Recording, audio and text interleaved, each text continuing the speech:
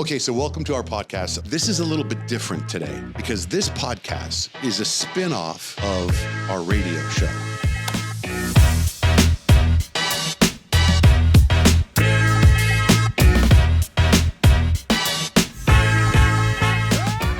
Thank you for coming on this podcast. That's good. And I'm pretty nervous about it, you know? What? Why? We've met. I know we've met. We have the same energy. Actually, you know what's funny is my wife was telling my son about you, and she goes, "You're gonna love her. She's so great." And my son Kemp goes, "Why?" And she goes, "She's just gonna make you. She's so happy." You get the giddy, excited, happy version today. Really? Because I just left practice. And it was a good practice? It was the first practice with kind of the new crop of kids coming in, our transfers and our freshmen. It was their very first practice as a Sun Devil. So we got to do that whole gig today, and I'm on cloud nine. So you couldn't wipe the smile off my face if you tried. Is the first day of practice different than day 30 of practice? Yeah. Well, it's summer access. So it's not really you're not in full season practice mode. You're kind of working on player development. We like to take that time to develop kind of the culture and the standards. Mm-hmm. So it's really important when we are in this first, second, third week that you don't cut corners. That's my biggest thing. Okay. And so we have to dial into the details. We have to dial into, there's a lot of stopping and teaching, which I don't want to take up all the air in the room. I don't want to talk that much, but I do have this, no, we're going to do it right, redo. Like today when we did stations, so we were rotating. Well, I blew my whistle and they jogged to the next station, just kind of normal. I'm like, redo. So when I blow my whistle, what's really important is communication, and then pace is everything this summer. So I said, rotate, and I want you to repeat that. It's pace and dialogue. That's what our theme is right now. So we're going to be on the hop from one station to the next. So it's a sprint. It's getting touches. It's when I say rotate, everyone says rotate. So there's just these finite details that matter that you cannot cut out when you're starting this thing to get off on the right foot. I'm all about the small stuff. Yeah. The small stuff matters. So is it even like when you're running the suicides, you got to make sure you got to touch the line. Touch the line. Otherwise, redo it. Right? You make them redo it. Yeah. I mean, one of my favorite quotes is how you do anything is how you do everything. So if you're going to be there, you have to have intent. You're there. Mm-hmm. Why not give it your all? Yeah. Don't shortchange yourself in those moments. That's not how you get the best version out of yourself. So yeah, we're really particular. I think at this level, these kids appreciate that because they want to be pushed. We've got some players that could be on draft boards in the future. Really? And so we would be doing them a disservice if we're not handling everything like a pro would handle it, and taking care of your body. That's off the court. That's your mental health, your physical health. So that's a really important piece to me as we're getting started is what does it look like from a brand perspective, from a standards perspective, from a culture perspective. And it was just a really good day. That's great. So when you say take care of your body off the court, what are you doing? How are you helping them? What are you telling them to do? I mean, if you think of the student athlete today compared to when I played, which wasn't that long ago, but it still is a decent amount of time ago. There's so many more requirements. I mean, I had to focus on the classroom, and basketball was kind of the two heavy hitters. Now they're focusing on their brand. They're mini entrepreneurs in this NIL stage. They're focused on the community and the service to the community. And they have to focus on academics, and they have to focus on their mental health, and they have to focus on basketball, and they have to focus on the weight room. There's just so much that goes into being a student athlete, which is great. And they work really, really hard behind the scenes. But then we have to make sure we're not doing them a disservice by how they approach all that work. Mm-hmm. And in our program, you don't get to pick which pieces to be committed to. You have to be committed to all of that. So just in this mental state of how do I balance? How do I be where my feet are? I try to be the model behavior in that because I'm a mom, I'm a wife, I'm a coach, I'm part of this community. So I want to be a role model to say you can do everything well. I love that you said be where your feet are. That's a big thing that my wife over here says all the time. So that's such a great thing. Like so many times we're somewhere and it's like, be where your feet are. Yeah. Be where your feet. Oh, here, Peyton coming in late for the meeting, for the podcast. I'm so sorry. Well, I mean, Peyton, you want to pop down right here real quick? This is Coach Miller. This is Peyton that I was telling you about. Hi, Peyton. Good to see you. Okay, I'm sorry. All good. We're just chatting it up here. Yeah, we are. It's just laid back, casual. But so Peyton played Division I at Weber. We played them a couple times. Oh, have you? Yeah, at GCU. Yeah. We never got the chance to play at ASU, which was such a bummer for me because I was like, any chance I get to go home during the college season I know. is always such a good opportunity. But I was there my freshman year, transferred to a D2 in Texas. Didn't really have the best experience there. And I was like, I'm done playing basketball. I'm just going to move to Portland. But I finished at a small NAIA in Portland, Oregon. That's great. So, yeah. Yeah, everyone's journey is unique. I started from the Division II ranks. I played there and then coached at my alma mater. And I just wouldn't have it any other way. It teaches, every stop teaches you a little bit of everything.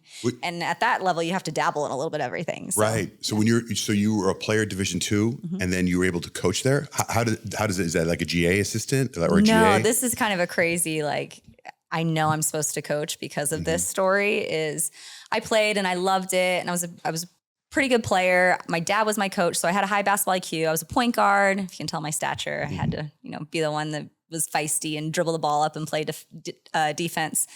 But then I was getting my MBA, and someone in my MBA class was the head of this neurosurgery group, and they were looking for a marketing director. So there's 12 neurosurgeons, and they're looking for a marketing director to kind of do their PR and their marketing. And so he's like, you should interview. And I'm like, oh, I feel like I'm too young for this job. I don't have any experience in the real world. I've been playing basketball my whole life, basically as my job. And so I interviewed and I got the job, and I love marketing. I love people. I love kind of those jobs that you can be on the go. And so I did that for about 3 years. And then the assistant. No basketball. Okay. And the assistant job at my alma mater, Drury University, came open. And everyone was in my ear, like, you should apply. Like, you'd be a great coach. Well, I had to take like a $15,000 pay cut. And when you're 20 something years old, that's a big chunk of change. I'm trying to buy a house. There's all the things that I want to save for. But some reflection, I'm like, you know what? I love this game, and it's given a lot to me. Maybe I'm called to give something back to it. So the rest is history, but I was an assistant coach there and then got the head coaching job, and then Grand Canyon, and now Arizona State. Wait, when you were the assistant coach, was the head coach your coach also at the time? So yes, he was my head coach for 1 year. So Nyla Millison was the architect of the program. She started the women's basketball at Drury University, and she was my coach for 3 years. And then she moved on to Division I. And then Steve Harold was my coach for 1 year. And I went to him and I was like, would you encourage me to pursue this and take this job? He's like, heck yeah, I'd encourage it. I'm like, okay, let's do this. So then he leaves, you get promoted. Yeah. And how long were you there for? I was there for 6 years. It was awesome. I mean, the heartbreak of it all was during COVID, we were the number 1 team in the country, and we went undefeated. We were 32-0. We're marching our way to a national championship, and just the season gets cut. And they're like, time heals. I'm like, no, it doesn't. Oh my God. But what's really cool is there's 3 players from that team that are coaches now. And one coaches for me. She's an assistant for me, our point guard on that team. So it really is about the moments and the relationships, and not so much the wins and losses and scoreboards. But I'd like to say we were honorary national champs that year. Yes, of course. How do you get to the GCU? Do they come after you? Yeah, I got a phone call, and in my mind, to me, what wasn't motivating, it wasn't monetary, it wasn't level, it wasn't status. I wanted to win, and I wanted to be at a place where I could be supported and do it the right way. Mm-hmm. Those 3 things were important to me. And I was there. I was at Drury. They wanted to see me win. They watched me grown up since I was yay big, and I was at my alma mater. So they were in my corner cheering for me. And then we could do it the right way. We called it the Drury way. And we had a great culture, super strong culture, great character kids. We had that thing going. It was a well-oiled machine. And then I was supported there for Division II. I mean, we had one of the best support systems in the country. So again, I wasn't looking to jump. Well, when someone calls, you never want to shut a door. So I educated myself. I took the call. I'm listening. I think in the beginning I was like, thank you for this opportunity. I'm not sure I'm ready to not go chase this national championship that still has a bitter taste in my mouth. And so I called a couple of coaches in the league that I knew, and they're like, no, this is a great spot. It was a private Christian university, so I was used to that at Drury. So it was going to be a good transition. They're well-resourced. You can win there, Molly. It's in Phoenix. There's this destination spot. And so here I am, I'm in my 30s and I hadn't really spread my wings anywhere outside of Springfield, Missouri. But these coaches are saying this is a good opportunity. So, for me, it was thoughtful prayer, talking with my family, understanding, maybe I can spread my wings and impact a bigger scale than I currently am or currently have. And maybe this is my next step in my journey. So we went for it and moved to Arizona, and the rest is history. Wait, when you get the call from GCU, how does that work? Are you literally, your cell phone rings and it's a coach? Is it the president of the school, athletic director? Who's that person? And did you know it was coming? No, I wasn't really, I wasn't searching. I wasn't proactively looking for jobs. That's the kind of nice thing. I've never done that. I've never gone and knocked on people's doors. It's always been them knocking on mine. So, except I think the Arizona State was a little unique. I think both parties really kind of saw a match there. And so this is a place I wanted to be. And at the end of the day, when they wanted me, I'm like, this is going to be phenomenal. This is going to work. But Grand Canyon actually, they had a search firm, and their search firm called my agent. So there was initial connection there. So, and then your agent kind of briefs you like, this school's called, would you have interest? Would you not have interest? Wow. I swear my answer for like 3 years has been, no thanks. But, again, this is big. Educating myself on what this next level could look like at the right stop was important. And I did that. And, the two things were true. I adored my time at Drury. I played there. So I was coaching at my alma mater, which was really special. We were going to be in the hunt for national championships every single year. I know the grass isn't always greener, but then you make the move and you're like, okay, I can do this at this level. And then same thing, going to Arizona State. It's like two things can be true. I enjoyed my time at GCU, but now I'm ready for this next chapter. Did you make the $15,000 back? Eventually. Not right off the bat. Do you think the 3 years of marketing has helped you in any way? Oh, totally. Really? I mean, you hit that because I have to reconcile a budget. I have to promote my team. I have to manage a team and a group and staff. If I can manage 12 neurosurgeons' egos, I think I can be decent. So it was like meant to be. It was like kind of like that Karate Kid, Mr. Miyagi thing. Like you went to go do something totally different, but it's actually helped you in this field. Yeah, I mean, besides the X's and O's, I gained a lot of valuable experience from my days as a marketing director. So it is kind of cool how those two things intertwine. And I chose business because I didn't really know what I wanted to do in life. So I guess life just nudged me in different directions, and it's worked out. It's so funny you chose business. That's exactly how I feel about my son over here. He's a business major, magna cum laude. Oh, there you go. Is that how you say it? 3 claps. I mean, it's so well-rounded. You can do pretty much, whatever path you want. Would you say that being a parent has helped you be a better coach? 100%. I say it all the time in my interviews, because when I became a parent, I definitely became a better coach because I would always put my kids in the kids' shoes that I was coaching. Like, how would I want Crosby, my daughter, who's 9, to be treated? How would I want someone to help her growth?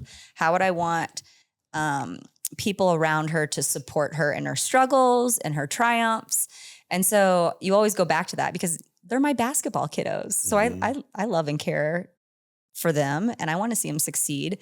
Now, I've also said a parent, you can't put this bubble wrap around them. You have to let them fail and see what that journey looks like. You have to guide with kind of an accountability and sometimes a firm hand. But I've always said with a gentle heart. Mm-hmm. And that's the biggest thing about parenting is you have to be able to put those guardrails on them, but also let them experience. And I feel that is totally coaching too. Well, it's funny because through experience as a dad and with a kid who's playing college basketball, our frustrations, I'm trying to figure out, why isn't this happening? Why isn't that happening? And then it was about, oh, wait a minute, this coach doesn't have kids.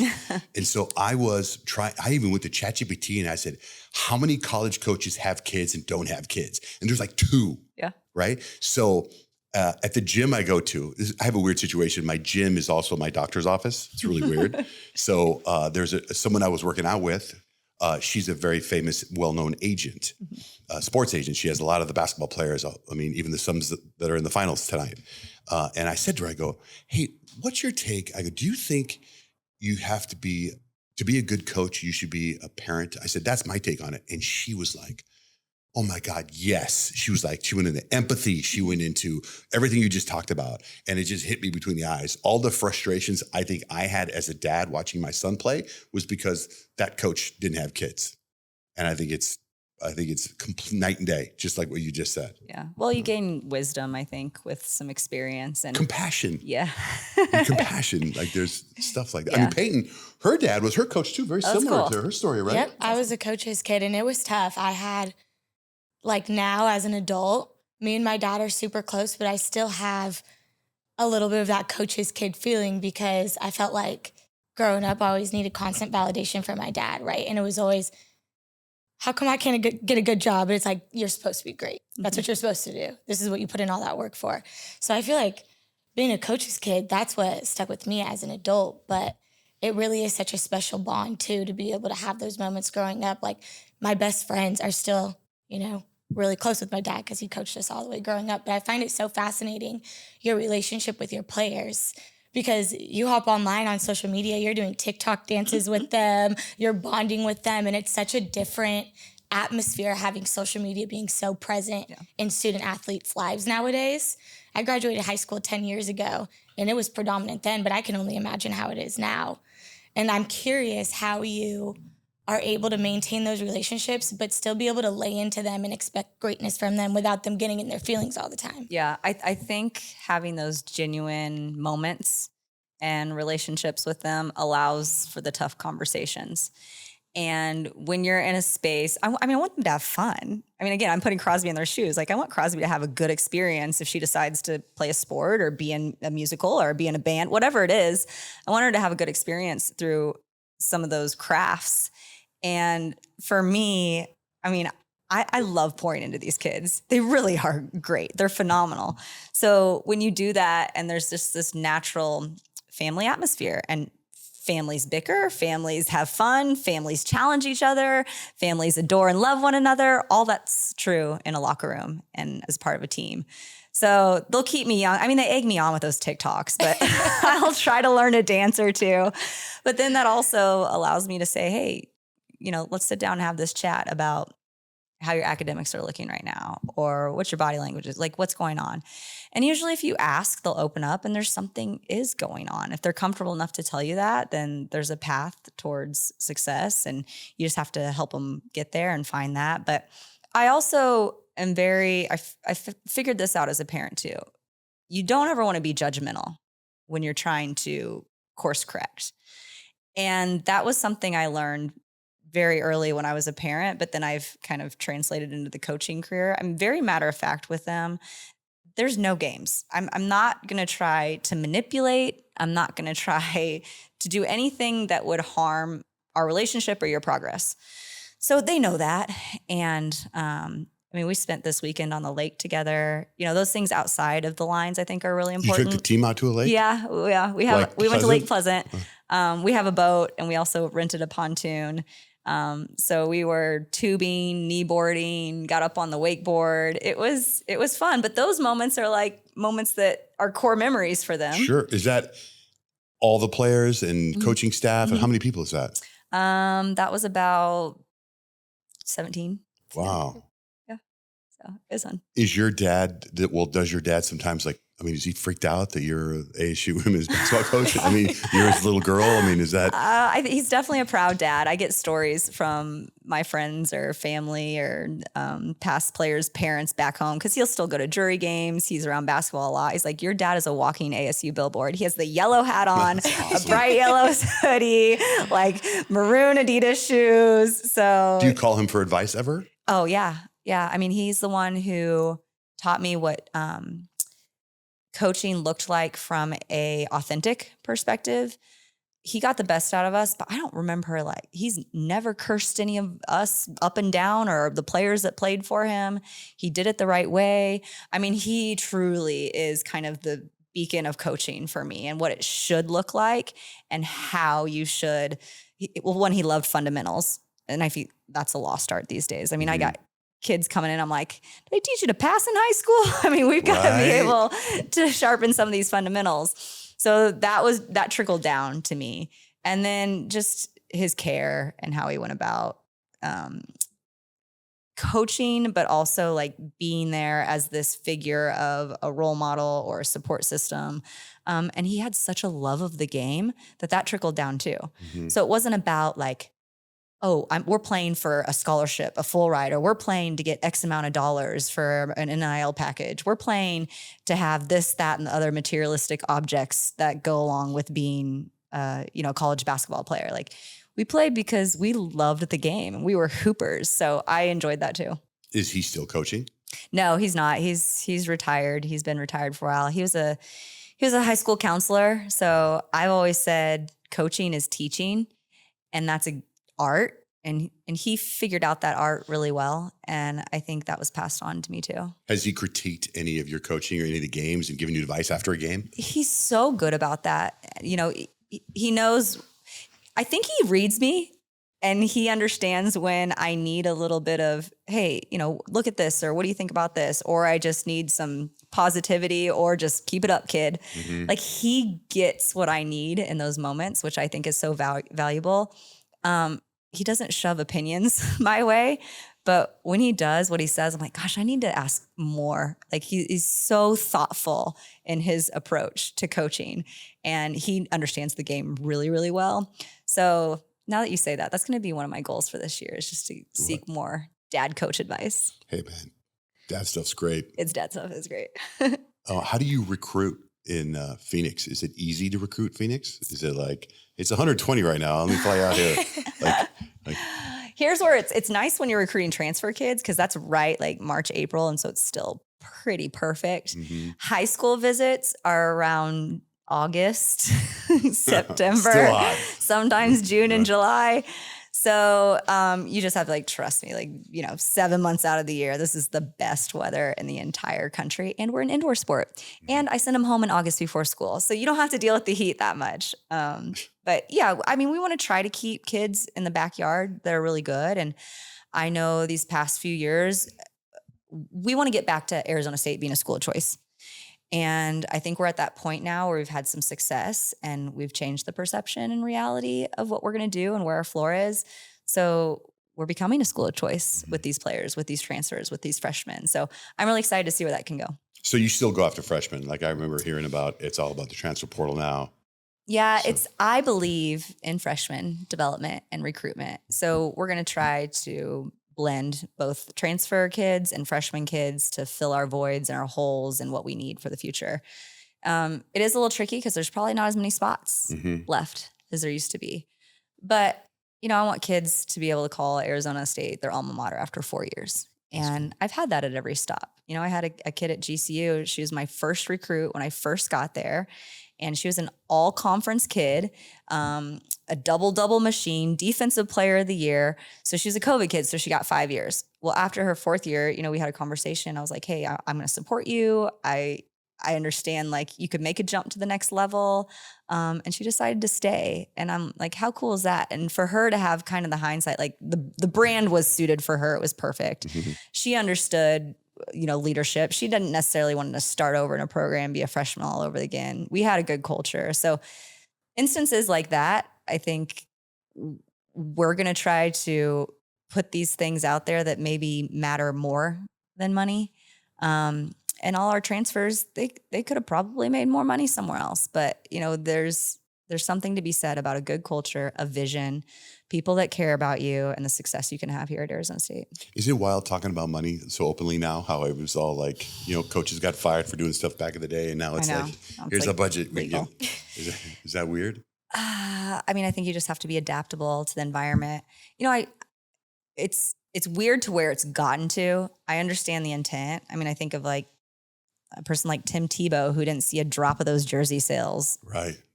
Is that fair? No.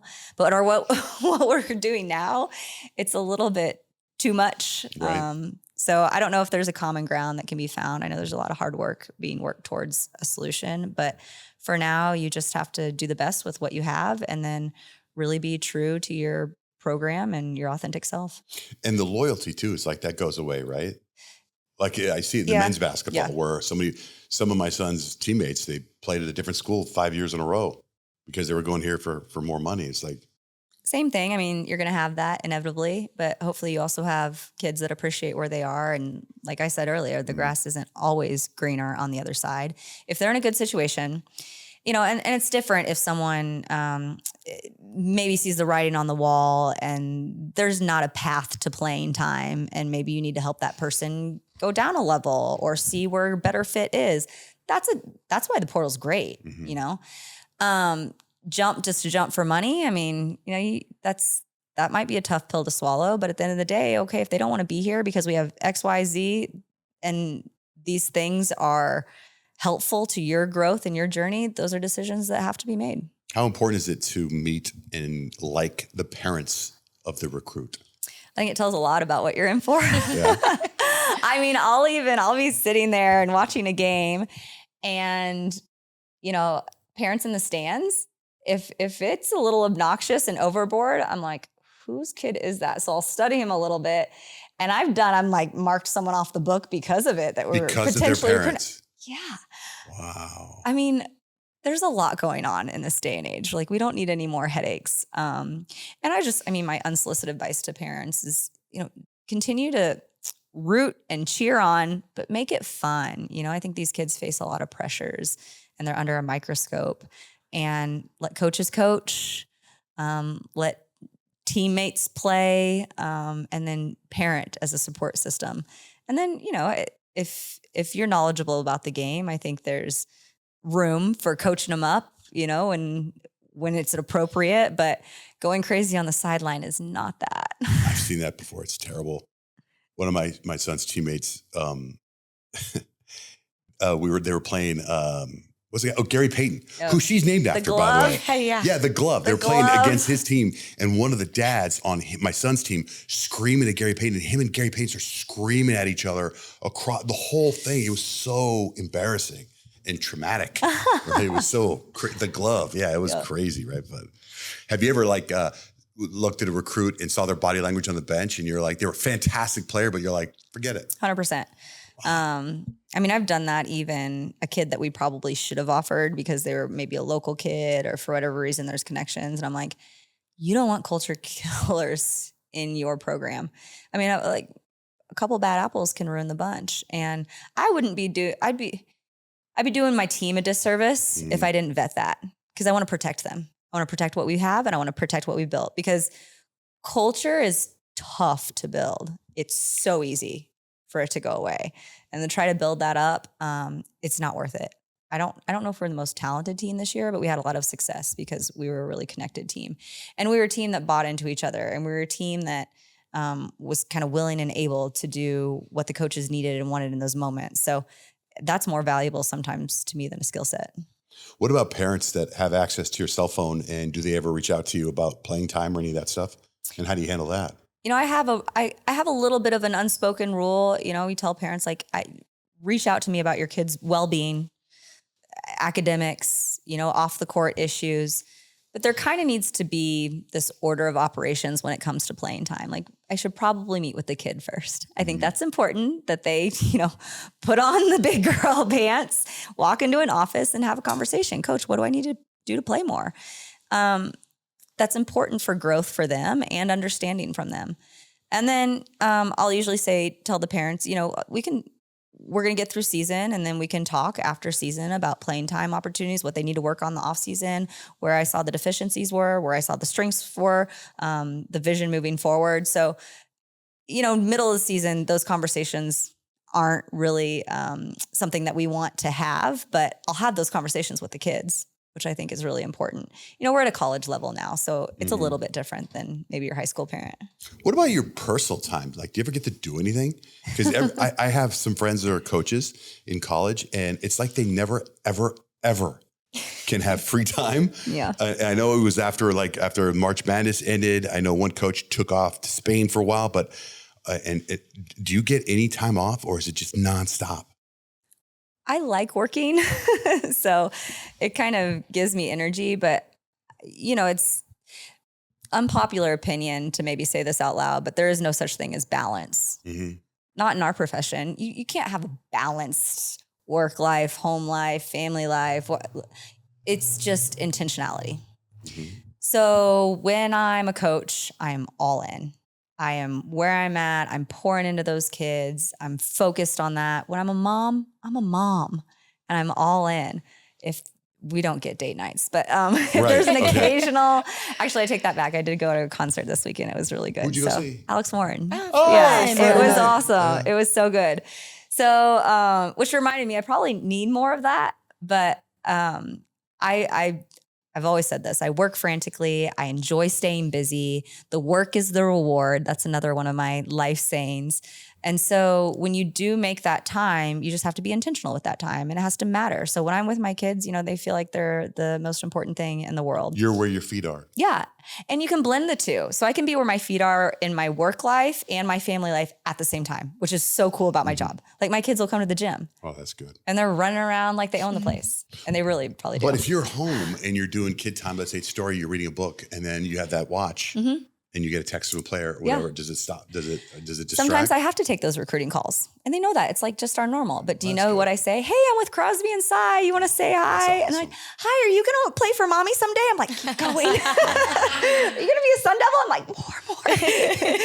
So it's part of it. And you have to do what you have to do. And so if I have to walk out and take a call, I walk out and take a call. But then the next day they might be showing up at practice and getting piggyback rides from my players. So there's this give and take and blend that I really enjoy. And our players come to our house, and some have brought them Legos, and they've done Legos together. They've built forts. They've had Nerf gun fights. They've swam in the pool. Wow. So I'd say life is good for my kids.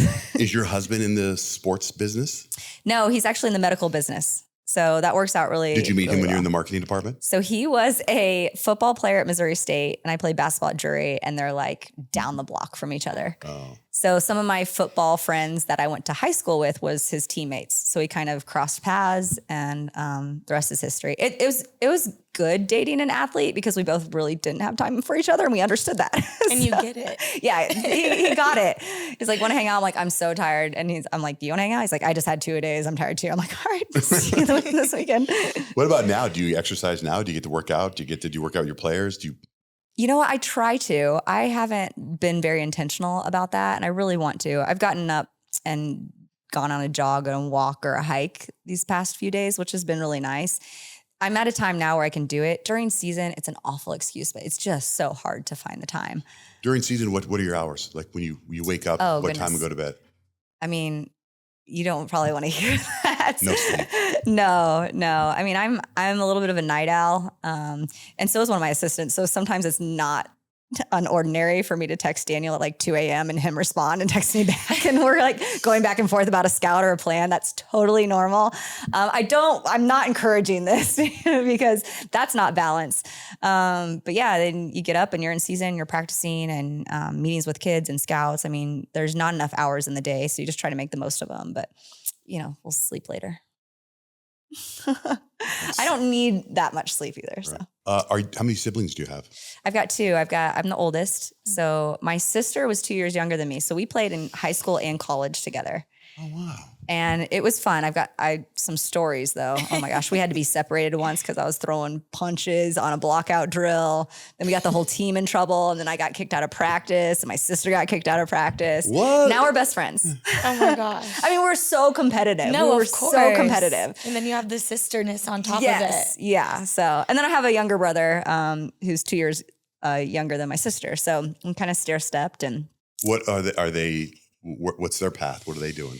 My sister, she's doing some accounting, and she just had her 3rd kid.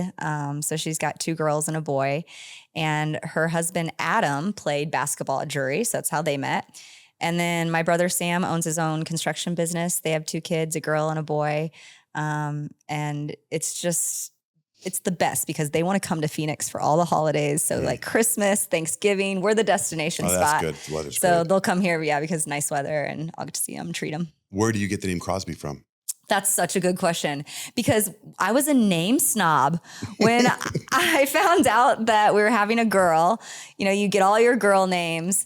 Well, Crosby was born in July, so we were doing camps in June. And so you're like, oh, I can't name her. That kid, she was not fun to be around.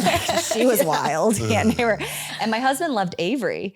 And I was like, okay, it's okay. Well, literally that year of camp, we had like 16 Averys. I'm like, we are not naming her Avery. There's just too many of them in this camp cycle. So one of the neurosurgeons that I worked for, he had a daughter named Crosby. And I'm like, oh, that's really unique. I like haven't heard it, but it's nothing off the wall that you can't pronounce. So Crosby it was. And it was a name that I got to pick, I guess. So my husband got to pick Cy, my son's, and his middle name is Cy, and he's got Native American heritage. So that comes from his side of the family. I thought maybe Crosby was like your maiden name. No, Carter. If That's we were going to another have kid. another boy, it was going to Carter. be Carter. And Coach Carter was so much cooler than Right. Coach Miller. So I blame my husband for that one too. Have you ever seen this show? I don't know if you did you get any time to watch TV?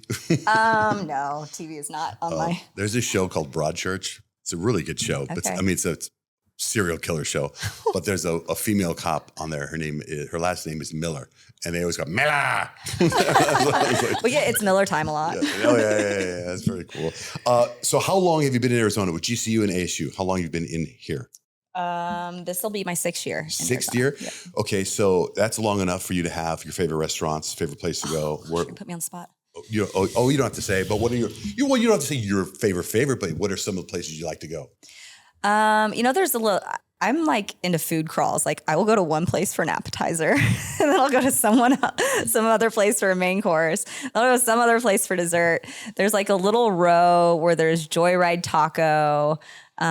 What's right there? On too? Central? Yes. Like right there? Yeah. It's all in a There's row. Federal Pizza. Federal Pizza is there. Windsor. Yeah. That'll dessert. Same Yeah. guy owns all those. Yes, Postino's, which is my app place. So Postino's for apps. Grab a slice of pizza and then do a little Mexican. Yeah, You know, the same Joyride guy owns all those? Yeah, it's perfect for Yeah. a food crawl. Right. So that's kind of one of my go-tos when I have family in town. We'll just make our way. There's no, but you don't do, let's see, like Steak 44. I'm not that fancy. But whenever you're taking a recruit and schmoozing them, where do you go? We have to see what they like. And so we have just this list. What do you like? Italian, American food, Mexican food, and then we'll kind of choose from there. We've been to a Brazilian steakhouse because we've got a kid from Brazil. I'm like, that sold her. Oh, really? Yeah. You think she'd be like, I get this all the time. No, a little taste of home. And it shows that you're paying attention, right? And you're caring. So what's really cool is Nova's Place right on campus has a bunch of different restaurants. And so during lunchtime, you can literally walk from our practice facility to Nova's Place. It's right across the street. And they're in awe of there's a restaurant on every corner. There's a Starbucks. There's ice cream. Then there's apartments behind them. I'm like, this is like your own little athletic village. People would die to be here. I mean, It's you pretty have crazy the it way is. school It is now. Yeah. Yeah. I know. Are you friends with other coaches at the university? 100%. Like besties. You know Missy K? Yes. We've known Missy K for like 20 years. They're all the best. I mean, we are a really tight-knit group and we're really supportive of each other. We have this head coaches chat and they're all paying attention. We're paying attention to one another and we're rooting one another on. And then, when we have these booster outings or dinners, it's like we enjoy spending time with each other and we'll have group texts and inside jokes and chat. And I said this in previous interviews, like only coaches know what coaches go through. So it's important that we're kind of locked in with each other. We can vent, we can tell stories, we can give tips and tricks, we can share the answers, recruiting. So I've never been a part of a more connected group than the one at Arizona State. And a lot of that comes from our leadership. I think Graham has put together a phenomenal group of coaches. And these coaches, they push you to be better. They say iron sharpens iron. Well, that's been true here because everyone's winning left and right. You don't want to be the outlier in that group. But they're really cool people. Are there any books you've read that have helped inspire you or shape you that you think is a must? A must. This is an easy read, and I'm going to tell my girls to read this. It's top of mind right now, but I love The Energy Bus because it's short, but it has a good message. Energy's always been my edge. Oh, yeah, you get the Benergy. Yeah, the Benergy. I remember you telling me about Benergy. You want to talk about Benergy? We can talk about Benergy. Yeah, Benergy's tremendous. I mean, that's huge. Okay. Do you know about Benergy? Bench energy? Yes. Yeah. Come on. Yeah. I coach high school girls basketball. We are always on the bench all the time. So it's like, it's so contagious. Yeah. So contagious. If your bench is on fire, you're probably playing and you got to have the same thing. Can't make subs and lack of energy as well too. So Yeah. Of course I know But Benergy. but she has the phrase. It's her You phrase. coined Benergy? Yeah. I am impressed. Okay, I've that's definitely her heard deal. of Benergy. She's got hats and clothing. I there. Oh know. my gosh, yeah, I'm repping a Benergy shirt this year for That's sure. awesome. We'll have to get you guys one. We'll get you some Yes. Benergy merch. But yeah, that started when I was at Jury a long time ago. And it was Wow. just a way to inspire the bench. Like, get into the game. Even though you're not in the game, impact the game. So give energy. My mom said this since I was like really, really young. Give energy to get energy. That's probably where I get a little bit of my persona.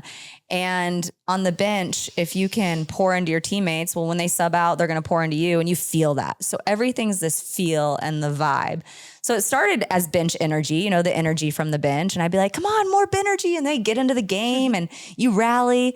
But it's really morphed into everyone gets in the game. That's been our tagline. And so you can have Benergy, you can have impact if you're a fan, if you're a donor, if you're a community member, you can get into the game. You can have impact on our program, what we're doing. So yeah, Benergy's worldwide. How do you handle that when there is a player on the bench that feels like they should be out there, that they've worked for it and they just can't get locked into the game? How do you handle that? I think conversations, one-on-ones are really important.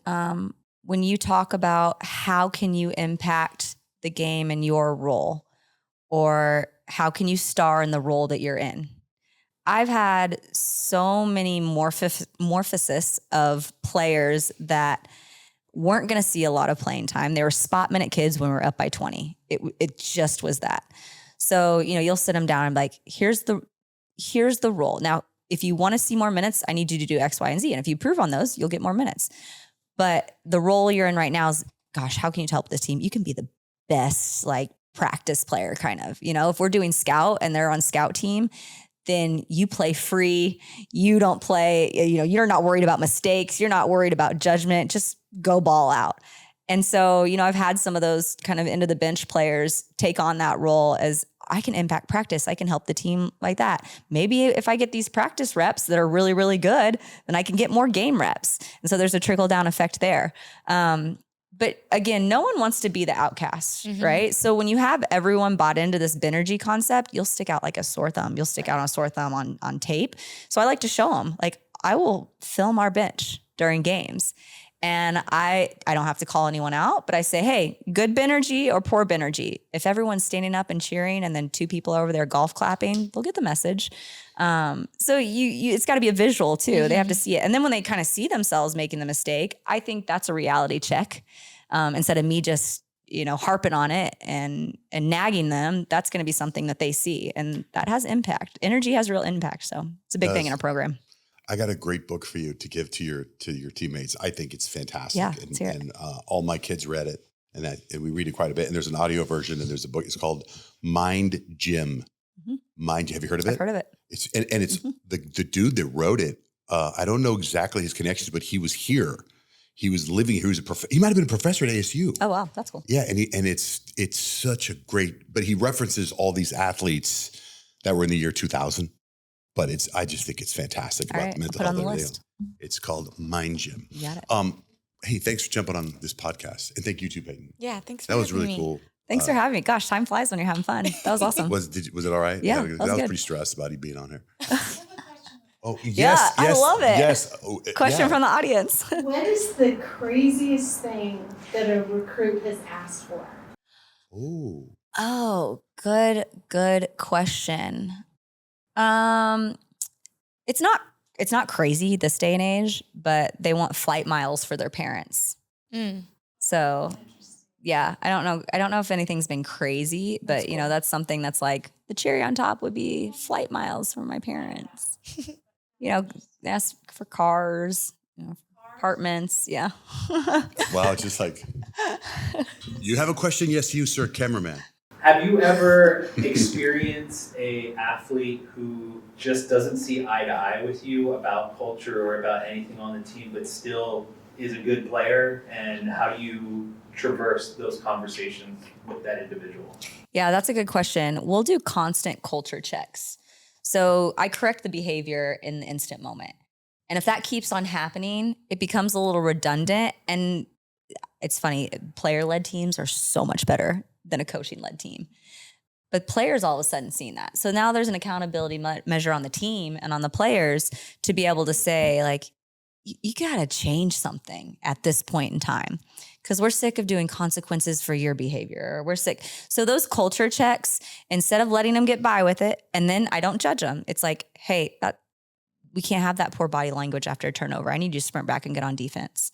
And so there's some real-time feedback there that helps.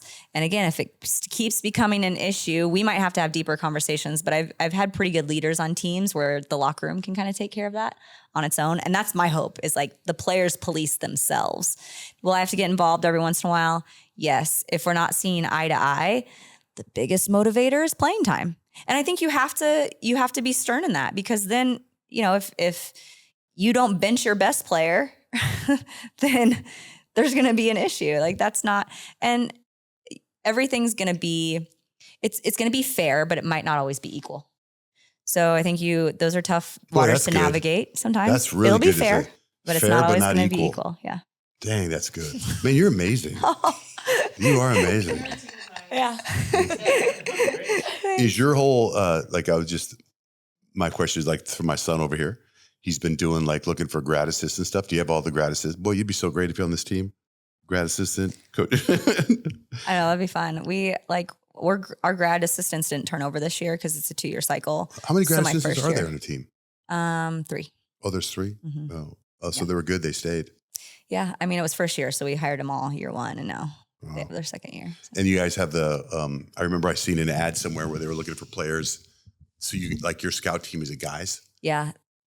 We need scout team players Where do you find those guys? on campus. They have to be enrolled as a full-time student.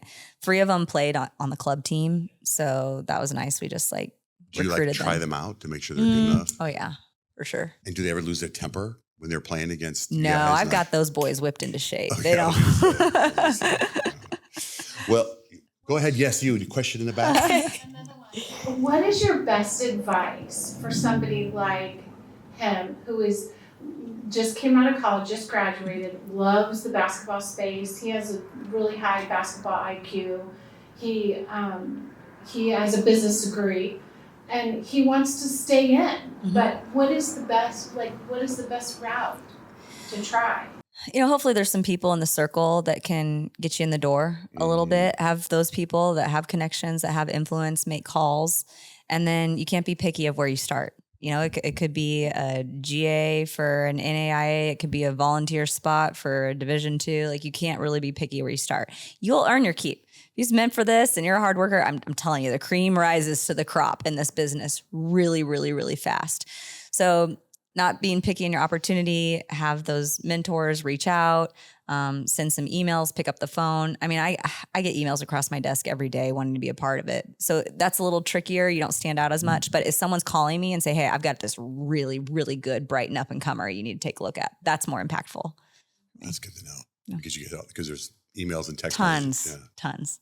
And you don't respond to all of them. It's hard. It's hard. I usually pass them on to one of my assistants. Like, hey, just tell them we don't have an opening right now. Keep you in mind, because there's a lot that come through. Well, 3rd time for me saying thank you. For being on the podcast. Thank you for having me. This was fun, and the whole fam's here. I love it.